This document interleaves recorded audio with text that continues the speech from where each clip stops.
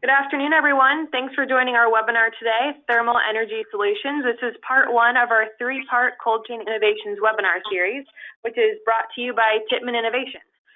Before we get started, I do have a couple housekeeping items to go over so that you can maximize your participation today. First thing is submitting a question. On your panel there, you should see a question tab. This is where you should write in questions at any point throughout the webinar, whether that's a question about content or something that you need. Maybe it's help with you're not hearing any sound, or just help with something on the webinar platform. This is the place to do that. We will have a recording available of the webinar, so you'll get that about 24 to 48 hours following the end of the event.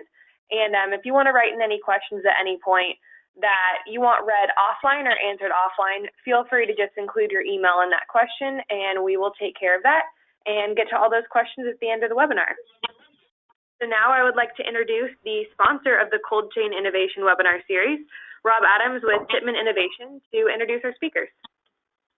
Hey, thanks, Kenna. Hi, this is Rob Adams with Tippmann Innovation, and we're excited to be part of today's webinar, and we'd like to take this chance to welcome everyone to today's event. Our company is dedicated to innovation, especially when it comes to cold chain initiatives, as innovation is the cornerstone of what we do every day. TI builds cold storage and processing facilities around the country, as well as manufactures our patented QF Plus in-rack freezing system. We are very happy to be a sponsor of the Global Cold Chain Alliance as we enter into our second consecutive year as a major sponsor of GCCA initiatives. This is the first in the series of 3 webinars which will focus on various topics impacting the cold chain. As you can see on the screen, future dates for future webinars. Today we'll be discussing how balancing temperature stability while maintaining reasonable energy costs is a challenge facing operators across the cold chain. Data-backed information will be shared on how thermal energy storage serves as a much-needed heat buffer to balance energy and protect customers' products. It's my pleasure today to introduce today's presenters, Collin, VP of Sales with Viking Cold Solutions, and Jason Dreisbach, President of Dreisbach Industries. Thank you very much for the introduction. We appreciate being a part of the program. This is Collin with Viking Cold, and I would like to reach out to Jason to share everybody that we appreciate him making time and being part of the presentation. Thank you, Jason. Thank you, Collin and Rob. I'm glad to be here. Very good. Well, as we were introduced, temperature stability and energy cost is a delicate balance. What we're providing today is some insight on, the big challenge in the cold storage industry and what we've learned in working with owners and operators over the years that we've been in with this group. High energy cost is nothing new. It seems to be the second highest expense that owners and operators deal with. And managing that with temperature stability and how it's appropriately measured in a given facility depending on customer requirements.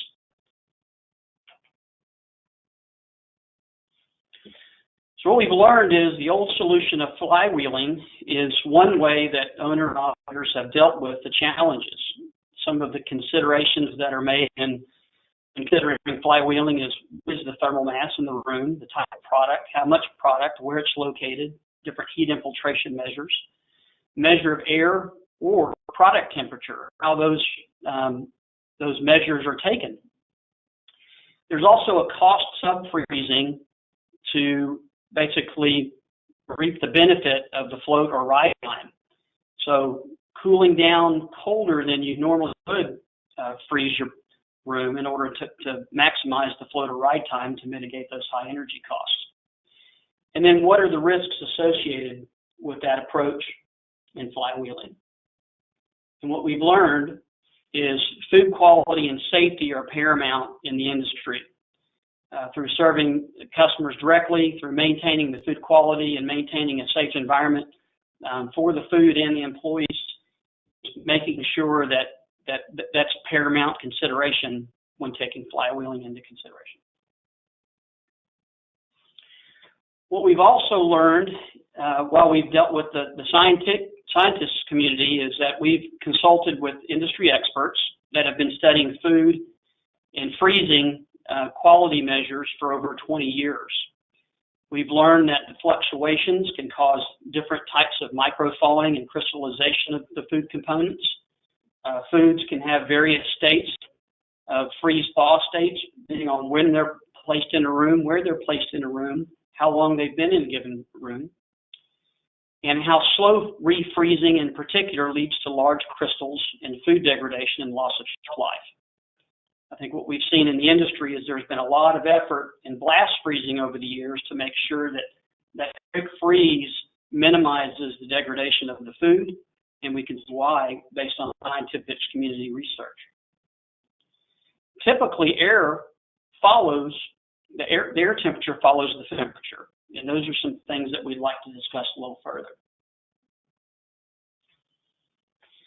So air temperature, shelf life, and the considerations that come with that. What are the factors we need to take into account? So again, we talked about different types of food or the food categories and how those different foods react with regards to variation of temperatures and the time at which those temperatures may change, whether it's a quicker or slower freeze. The frequency of the air temperature fluctuations.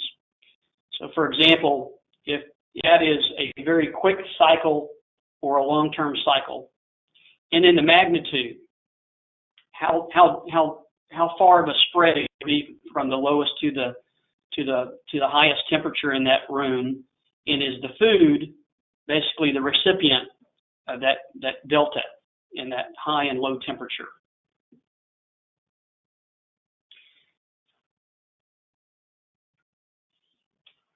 We'd like to talk about the new solution called thermal energy storage.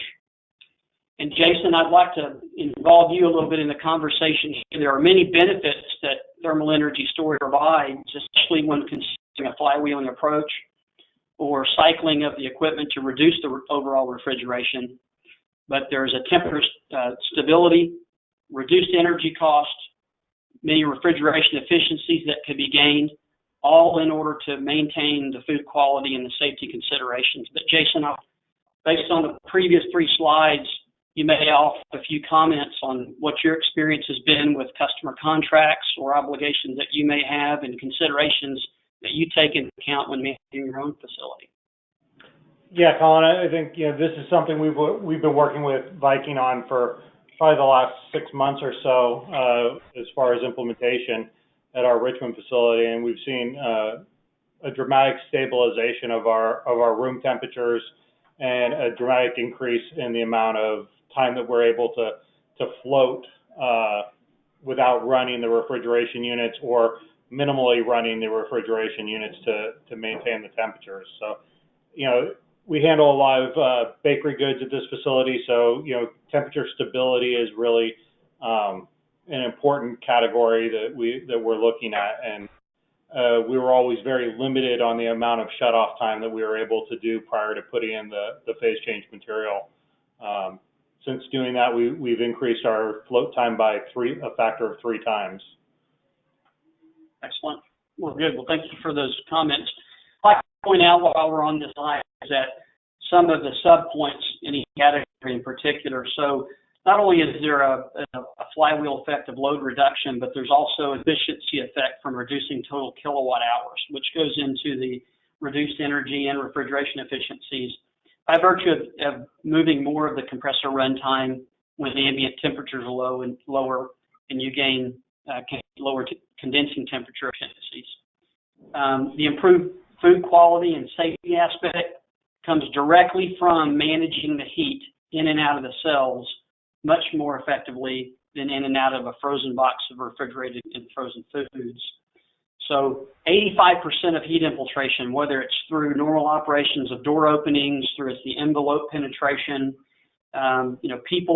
just typical operations, is through convection that heat normally, effectively rises, and we're able to absorb it into those cells much more effectively than the food. We'll talk a bit more in detail about the configuration of the system and what it looks like. But with reduced energy costs, depending on where the facility may be located, we have the flexibility to run these systems either for more targeted of load shed to avoid peak demand charges that they apply. In some markets, they're low peak charges, and we can run more targeted towards efficiency by reduction of runtime. So we've got a lot of flexibility with the system. For purposes of clarity on our terminology here, thermal energy storage, storing excess energy for future demand purposes. In the case of our technology, we use phase change material, which is a highly engineered combination of water and salts, and the formulation is dependent specific to the type of freezer application. For example, if we're running a 0 F freezer, or if we've got a -10 or even a -20 ice cream freezer, we have formulas that are specifically designed and tailored to go through a phase change at that exact temperature.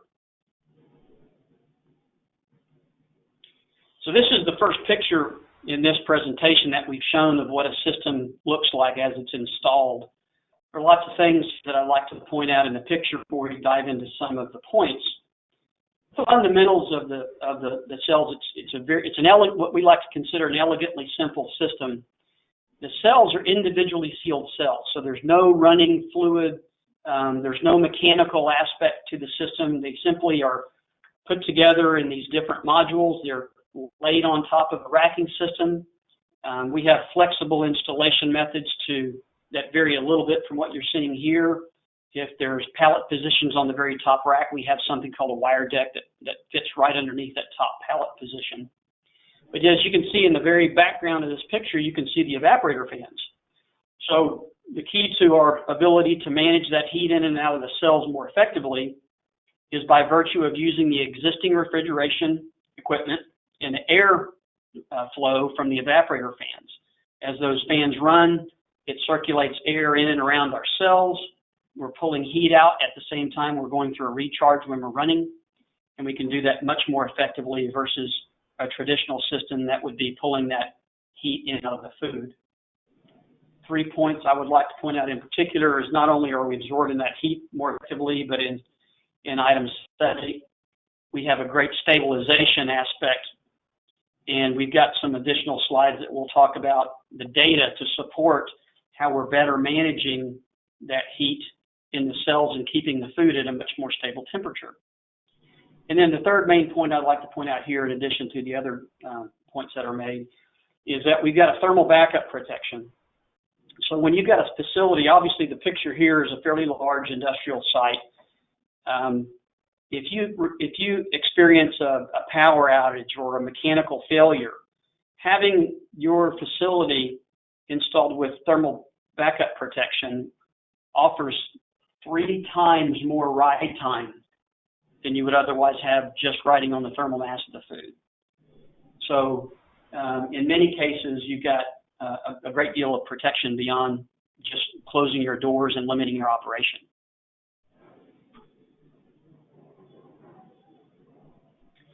There are 3 simple components that we have to what we classify as the overall system. We have the cells in the picture that you had just seen, and we have intelligent controls. If the facility that we're installing in already has control systems, we can act as a subsystem to that. And then we also have 24-hour monitoring service that is cloud-based. The 3 pieces work together in tandem, and on the reporting, we're able to show our customers for every facility, every room, every day, exactly how we're performing and managing key measures on their system. So this is another picture you can see similarly. These are what we call cell modules that are mounted on the very top crossbar position at the top of the facility. They're filled with the formula that I mentioned before that's specific to the different operating ranges. The next slide is a graphical illustration of how we manage the heat that I had mentioned earlier. So not only the heat coming in from different areas of operation, but also heat infiltration from the ceiling is a natural enemy, because that comes in and at the top and it stratifies the air in the rooms. So having that barrier of protection over the top of the food is key in helping absorb that heat from that envelope much more effectively.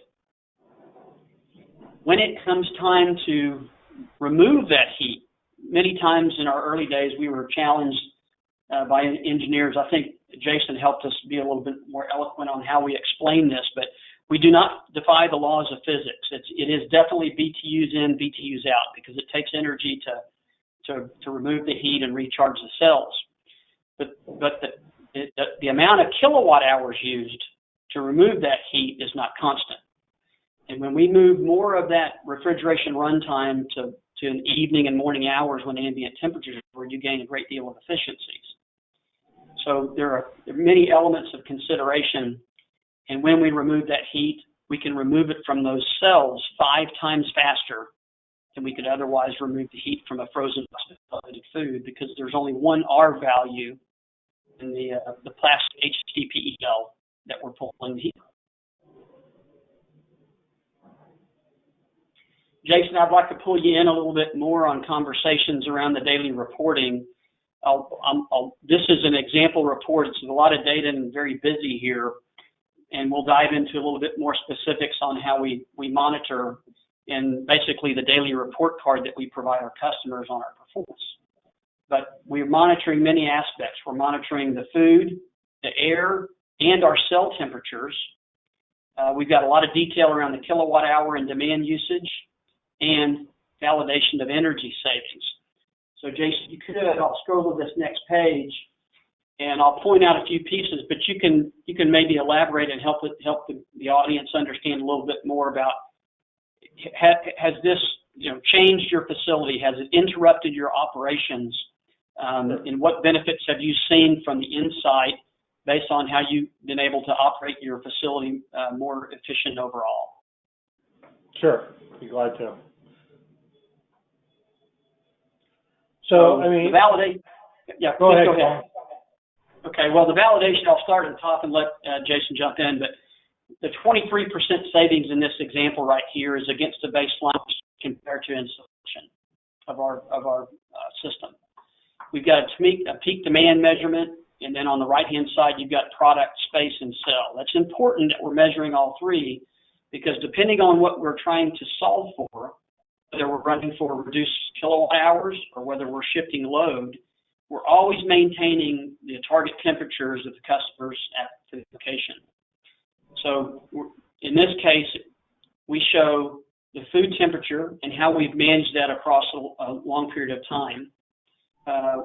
You can see in the bottom part of this where the mechanical runtime on the yellow and gray bars, where we shut down at about 7:30, 8 o'clock in the morning, and as we start to ride or go on that float time, you can see the blue bar in the temperature section, how that rises very quickly.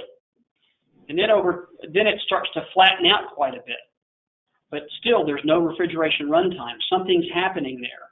That is the point at which our cells are starting to go through a phase change, and we're gathering the benefit of the latent heat diffusion, where the heat is now going into those cells 100 times the capacity that it would actually flow into the food.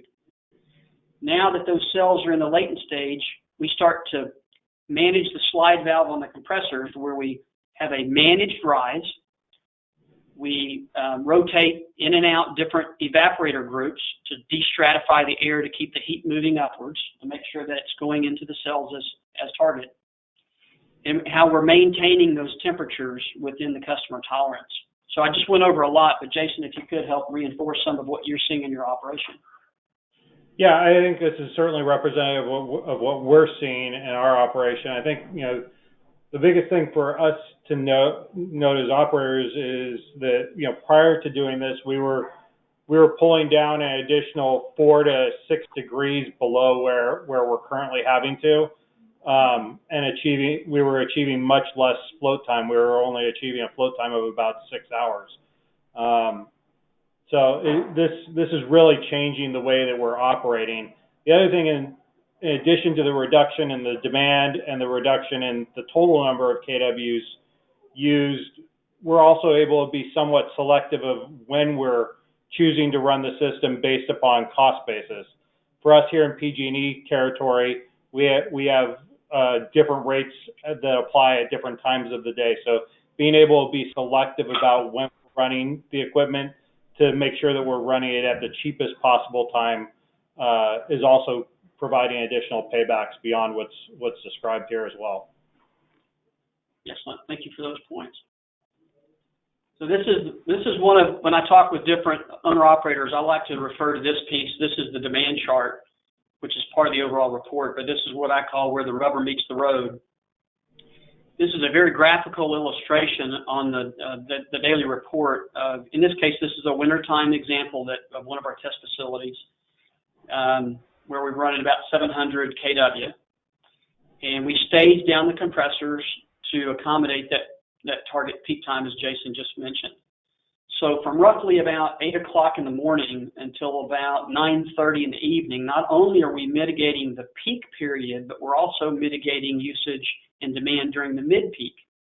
So we've got a little bit over, I don't know, close to 11 hours that we're shedding load from that 700 range to about 350 range. And we do this every day. This is not an anomaly or a one-time approach. This is something that we work with the customer to identify the tariff, to identify his requirements with regards to temperatures for his customers, and to manage the most effective approach. What we've also learned is California in particular is in the midst of a lot of change based on how renewables are starting to play as overall the overall generation stack in the market. And the more volatile and the more challenge that the utilities have to in managing that load based on renewables coming back on and off the grid. So the tariffs and the times at which peak charges are changed almost annually now. So it's not a static number, and we have the flexibility to program that very simply and easily to accommodate those changes.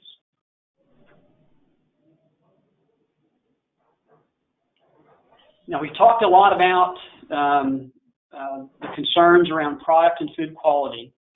We've talked about thermal energy storage as a solution to not just flywheel on the food, but protect the food and the food safety and the quality through flywheeling on the thermal energy storage. Now, here's the data that I mentioned to back it. This is representative of one of our test facilities.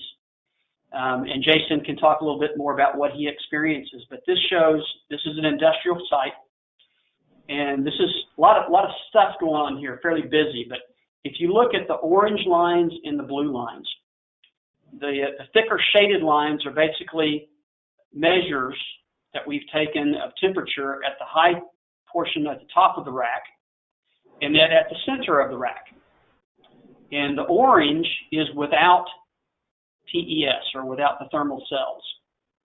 The blue is the top and the bottom, and then the lines, the orange line and the small blue line, are the averages of the two.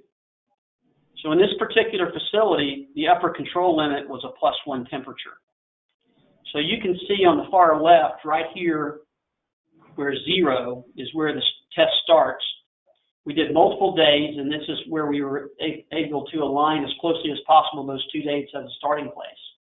But you can see very quickly in this upper orange range that 1/3, or a big portion of the room, went out above the upper control limit very quickly in this ride test. And for the first 6 hours, you can see where that upper range of the room went to from 1 to about 4 degrees positive Fahrenheit. In the upper portion with cells, you can see that the upper portion of the room only rose from about 0 to a +1 degrees and stayed there. This actually is over a 15-hour period of time.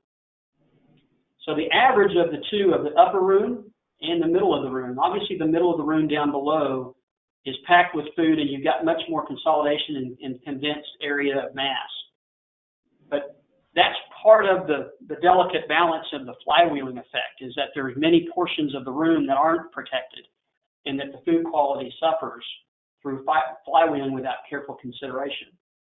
So the takeaways here is that you've got, without TES, you've got a 2.2 degree temperature range, and you exceeded the upper control limit in a very quick manner for a portion of the room. With TES, you only had a half a degree rise, and we held the room for 15 hours plus in this example. The highlights on this, very similar chart, but the highlights here is basically you've got 1/3 of the inventory in this room which exceeded temperature range right off the bat and went well above target temperatures for an extended period of time. So this goes to show and is reinforced by the data behind the test that we provided on the benefits of thermal energy storage in protecting the food quality of the food and not just worrying about energy savings, right? You've got to be able to maintain those two, and we've learned that that's a very, very important lesson. Now, Jason, is there anything have you seen similar results in your facility, and are you satisfied with how your customers are reacting to the product that they're receiving today? Yeah, I mean, from our standpoint, this is very representative of what we've seen at our facility and why we elected to go with Viking and the phase change material on our site. Is really, it's important for us with our energy costs here in California to try and manage that, but it's equally important to meet the customers' requirements for food safety and for the temperature that we're contracted to. So it gives us a tool that really allows us to manage our cost basis and still meet our customers' expectations. Thank you. Thank you. So, with regards to operational challenges, I can't claim to be the expert. I'm learning as we go on every application and every customer. So I'd really like to turn this over to Jason at this point and for him to elaborate a little bit more about his operational changes and the specifics that he would like to address. Yeah, so obviously, heat infiltration in the facility is always occurring, whether it's, from the roof deck or whether it's from doors opening to the dock, as the forklifts go in and out. It's a constant battle against removing heat from our warehouses. So again, as Collin's demonstrated here, this is one way to help combat the costs associated with heat infiltration. All of us have customers. All of us have, somewhat different requirements for most of our customers. It's 0 degrees is frozen, and maybe a plus or minus 2 degree variance is within the tolerances that we currently see from our customer base. So being able to maintain those tolerances in the agreed upon frozen demographic of product is really important to us. As we deal with larger food companies, a lot of times they're looking for their QC departments are coming in looking for backups, looking for auditing of our rooms. So the addition of Collin's intelligent controls gives us a lot more data to be able to give our customers in how we're protecting their food. And that all goes to number 3, which is balancing the temperature and your energy costs, which really is at the core of what we're trying to do as operators, which is, control costs and provide the level of service. And number 4, with optimizing the refrigeration system, it gives a lot more flexibility to us as the operators as to when to run the system, how we want to run the system, and managing our usage of our equipment so that we don't short load compressors by running them at less than full capacity. We're maximizing the engine, the motors that are running on the compressors, making sure that they're fully loaded when they are running, making sure they're shut off when they're not. So it's been a good thing for us all around it as far as this implementation of the phase change material at our site. Very good. Thank you. Yep.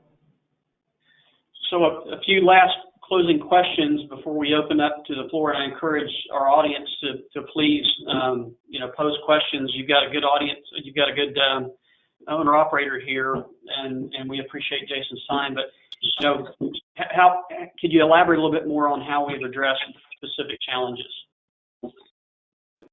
Sure. I mean, obviously, what I've spoken to was why Viking was a solution for operation.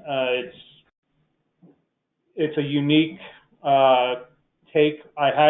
It's not something I've seen in our industry before. Being able to actually introduce a material that is able to absorb and reject the heat much more readily than products it's been a big advantage for us. The installation process, working with Viking was really, it was an iterative process.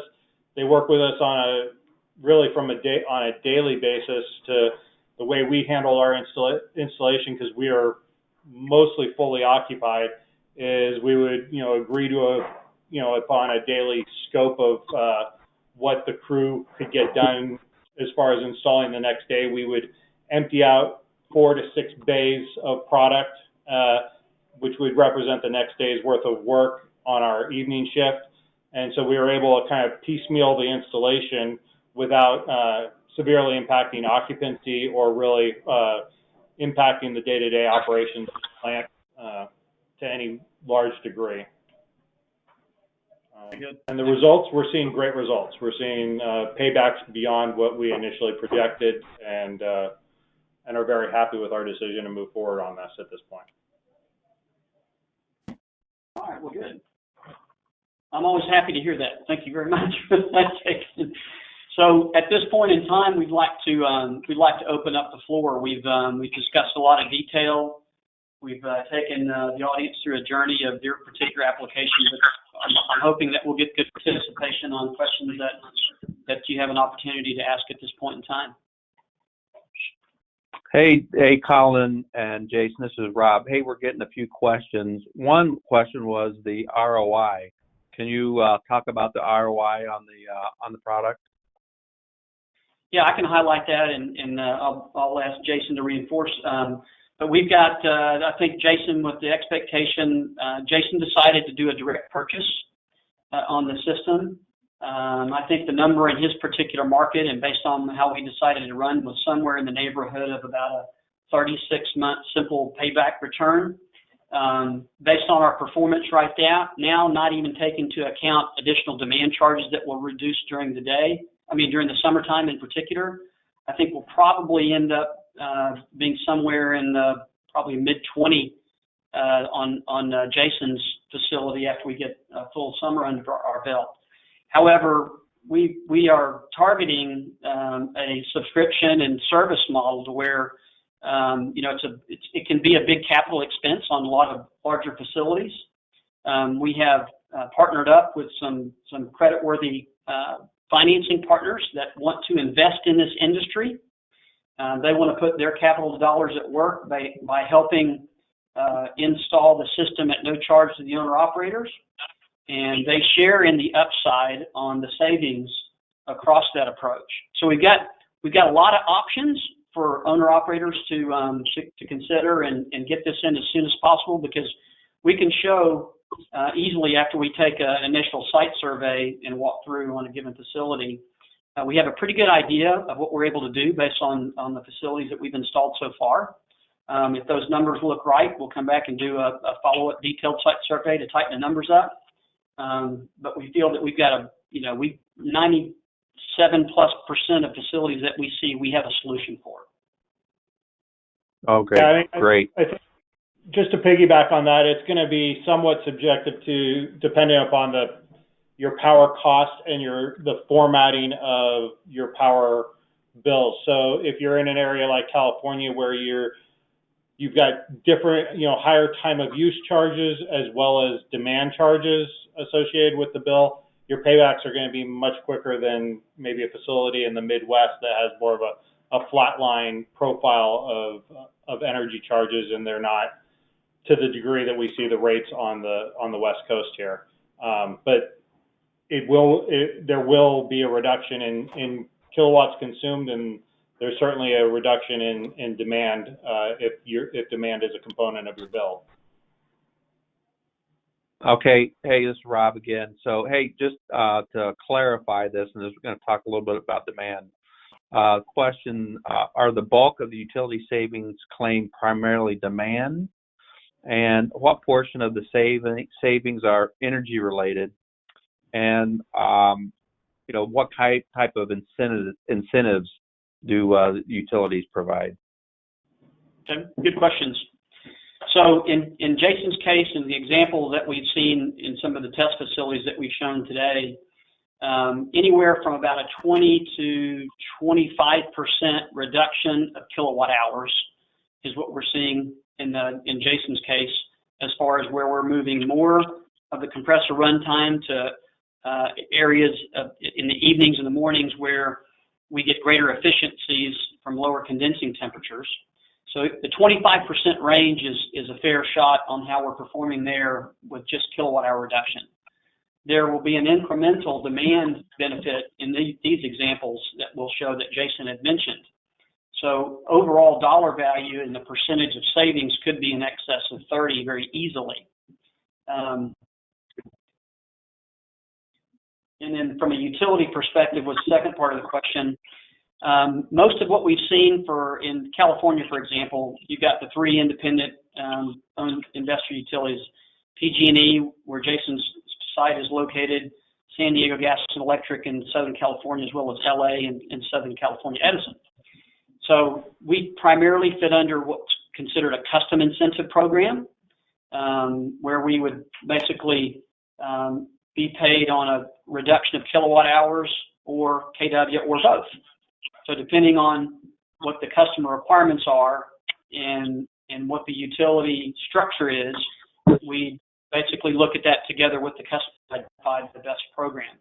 We've also qualified for programs such as SGIP, which is a self-generation incentive program in California, which is basically an opportunity for new emerging technologies to be financed by the utility. And then we've got other utilities across the country, such as Massachusetts. Eversource is one of the utilities which has actually provided a multi-million-dollar grant to help customers install facilities in their service territory under a demand reduction program. So we find that utilities are very helpful with regards to accepting our technology, mainly because this is a very energy-intensive load. This actually, on a per cubic foot basis, this is the most in the commercial industrial environment. This is the most highest energy-intensive load in the market on a cubic foot basis. So it's pretty impressive when you look at how much energy goes into this. And another example, SRP, Salt River Project in Arizona. They came to us and they said, why aren't you providing services in Arizona? And the economics, as Jason mentioned, in the Midwest and some parts of the country where your prices are 8 cents or less per kilowatt hour, the economics are not nearly as robust as a 13-cent market. But in this case, a utility liked our technology. They wanted to access that load in their market, and this was basically an enabling technology that enabled them to access that load, and they create a program for us. So let's open up for a few more questions, Rob. Hey, all right, there's another coming in. Jason, can you tell us about your experience after the installation? Is there much maintenance required by either your company or Viking? So no, they're pretty much maintenance free. We will do monthly inspections of the cells and just make sure that we haven't there hasn't been incurred any damage or anything to them, whether somebody hit them with a pallet or something like that. But other than that, it's pretty much a maintenance free technology. They just rest up on the top of the racking and pretty much just sit there and absorb the heat and function in line with our refrigeration system. Awesome. If I can elaborate just a little bit on that one, is that in the picture we showed in the laydown modules, that's a pretty simple application. But we have actually designed the cells, if it's a wire deck application, where to mitigate any pallets that would bump against the cells are actually designed to swing and rotate out of the way. So we put a lot of thought into the rambunctious nature of forklift drivers and how we can accommodate that and keep it good. We haven't had an accident today. Awesome. Okay. Getting some good questions here, guys. Jason, another question. Are there other benefits beyond the energy savings that potential customers should consider? Also, have you experienced savings that are greater because of efficiency gains in the facility? So I think, the additional benefit that, isn't always recognized as part of these daily reports that Viking system generates and are sending to the operators, it forces a level of involvement and management that sometimes can get overlooked in the day-to-day, turn the machines on now, shut the machines off then, and kind of things can go on autopilot with a facility. What we found is with the daily reports coming in, the operators are much more engaged on a daily basis and looking at, how can they make management tweaks to the system usage to continue to better their performance. And so that I would say is kind of an ancillary benefit that we've seen is really the technology platform of it engaging the employees. Awesome. Okay. Couple more questions here. What are the ideal conditions, this is for both you guys, what are the ideal conditions where one room will benefit the system the most? What's a great room size? Temperature? Is this better for an existing facility or a new facility? Kind of a loaded question, but all good ones. No, that's very thoughtful. It makes the most sense to install the system at the time of construction. We gain a lot of efficiencies from having the contractors at the time run the controls, design the racking system and accommodate the installation of the cells. Most of what we've installed to date have been retrofit, and we've designed the cell modules to accommodate many different types of racking systems so we can accommodate all the different applications. The temperature ranges that we have and that we target are typically the frozen food ranges, anywhere between a +4 for the most part up to -15. Some ice cream applications are as low as -20, but most of what we see is somewhere between +4 and -15. Some facilities that have traditionally run a real tight tolerance of temperatures, let's say they only have maybe a 4-degree variance on the highs and lows based on when defrost occurs or when operation is going on. We actually spread that out slightly, where we charge the cells and we cool down a little bit colder for a short period of time at nighttime, and then we may ride the air temperature up a degree or two warmer to maximize the value of the latent heat of fusion in the cells. So even though that air temperature may be a degree or two wider than a traditional tight tolerance, the food product is kept at a much tighter tolerance within that bandwidth of operation. So with the question, is there any specific facilities that are better than others? I think there may be more financial upside on gaining some efficiencies depending on different types of compressor configurations. For the longest period of time, for example, we thought VFDs were taking away our ability to potentially bring in additional savings. But facilities with VFDs actually help us maximize the compressor runtime when we need it to run, fully loaded at the time. So we'll ramp up everything we can. If it makes sense overnight, we'll charge and cool down quicker and provide that much more flow time to reduce costs and maintain the temperature stability. So we do have a lot of flexibility. Okay, good stuff. Here's a good one that we deal with in the building industry every day with fire protection and fire suppression. And actually got two questions from on the same topic. Do you have any issues with fire suppression because of how it's installed when you create a solid platform? Another good question is that we've had facilities that we've installed, one in particular in Southern California, where FM Global was the insurer. They seem to be very prevalent in the industry. We had them do an individual audit and study on our cells. They came back and maintained as long as we have 50% clearance between the cells, that there's a problem and there's no issue, and they were given approval for the installation. We've also had, as an example, we recently installed the Greater Boston Food Bank.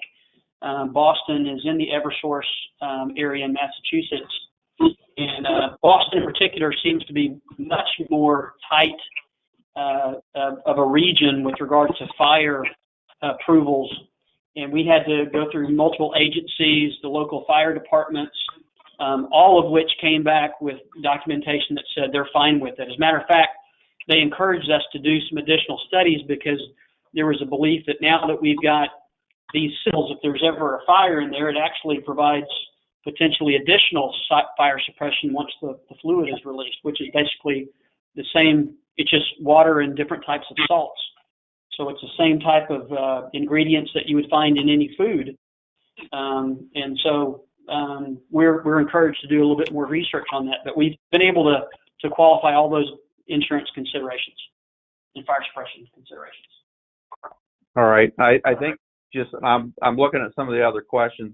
One specific did talk about the safety, flammability, toxicity issues with the system or any of that. Any issues there?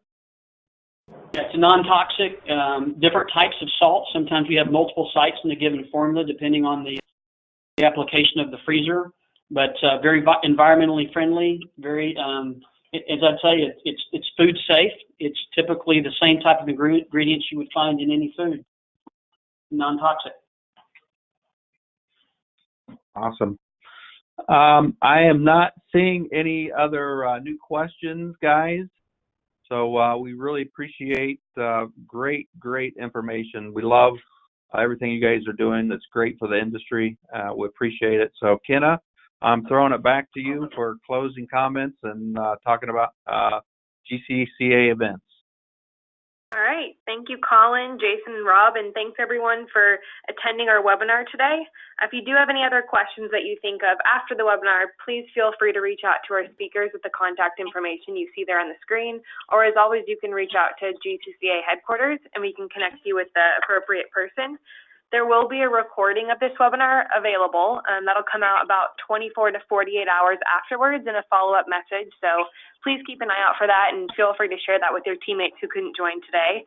And finally, on behalf of GCCA and our presenters, thank you for joining us, and we hope to see you on our next webinar. All right, have a great day, everyone. Thanks, Paul. Thank you.